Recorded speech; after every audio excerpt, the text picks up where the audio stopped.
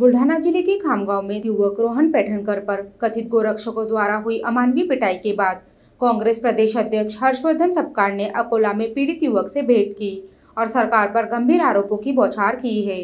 बुल्ढाना जिले के खामगांव में युवक रोहन पैठणकर पर कथित गोरक्षकों द्वारा की गई बेरहमी से पिटाई ने पूरे राज्य को झंझोर दिया है। इस गंभीर घटना के बाद घायल युवक का उपचार अकोला के जिला सामान्य अस्पताल के सुपर स्पेशलिटी विभाग में जारी है। आज कांग्रेस के प्रदेश अध्यक्ष हर्षवर्धन सपकाळ ने अस्पताल में जाकर पीड़ित युवक से भेंट की और हालचाल जाना।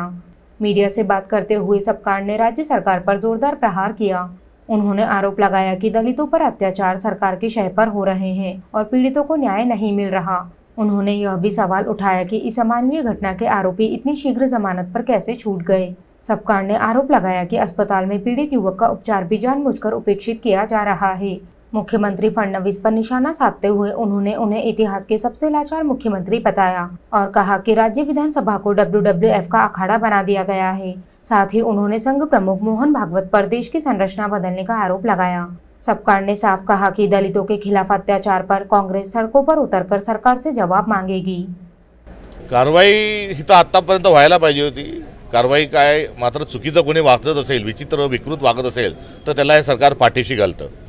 जर देवेंद्र फडणवीसांनी तर आता हा निच्चांक गाठलाय आणि एवढा लाचार मुख्यमंत्री हा महाराष्ट्रात नव्हता।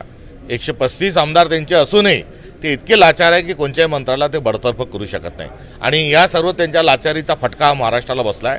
त्यांनी सभागृहामध्ये आता क्लब सुरू केलाय, तर सभागृहाच्या बाहेर जो आहे तो सभागृहाच्या बाहेर त्यांनी WWFचा आखाडा सुरू केलाय। तर महाराष्ट्रभर कुठे शेतकरी पती पत्नी आत्महत्या करून घेतात, तर कुठे खामगावमध्ये दलित तरुणाला मॉब लिंचिंग सारख्या प्रकरण होतात, मारधार केल्या जाते, कुठे बलात्कार होतात आहे, कुठे आया बहिणी सुरक्षित नाही। महाराष्ट्रातल्या 800 महिला ज्या आहेत या गेल्या 3 महिन्यामध्ये लापता झालेल्या, त्यांचा तपास लागलेला नाही।